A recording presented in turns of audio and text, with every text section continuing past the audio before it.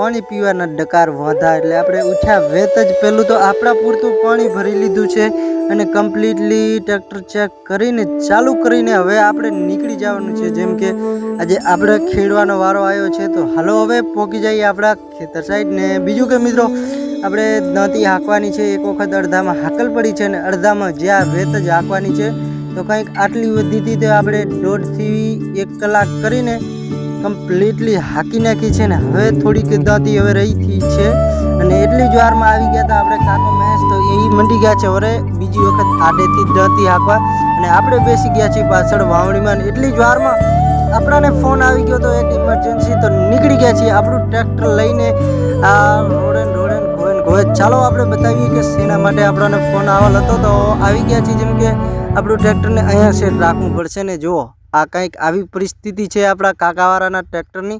તો હાલો હવે જોઈએ નીકળે છે કે નથી નીકળતું। કંઈક આટલું બધું ફસાવી દીધું છે ને હાંક્યાવાળો નંગ હતા આ ભાઈ જુઓ કેમ છે પ્રકાશભાઈ વારે વાહ એક નંબર કામ કર્યું છે।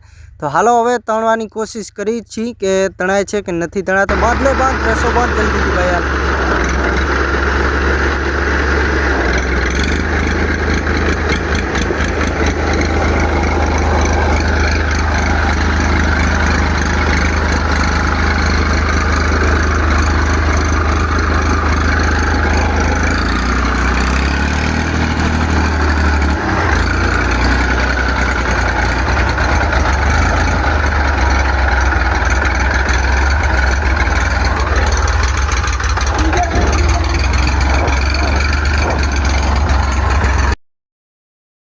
અમુક જે ડ્રાઈવર હશે એ તો સમજી જ ગયા હશે કે આ ટ્રેક્ટરમાં કંઈક કૂટો બૂટો આવી ગયો તો ડીઝલમાં તો ડંકી માર પ્રકાશભાઈ અને પછી નીકળી ગયા છીએ આપણે કાકો મહેશ એમનું મારું ટ્રેક્ટર લઈને હું નીકળી આવ્યો છું પ્રકાશનું ટ્રેક્ટર લઈને પાછા આપણા ઘર સાઈડ। તો હાલો હવે મળીએ કાલે।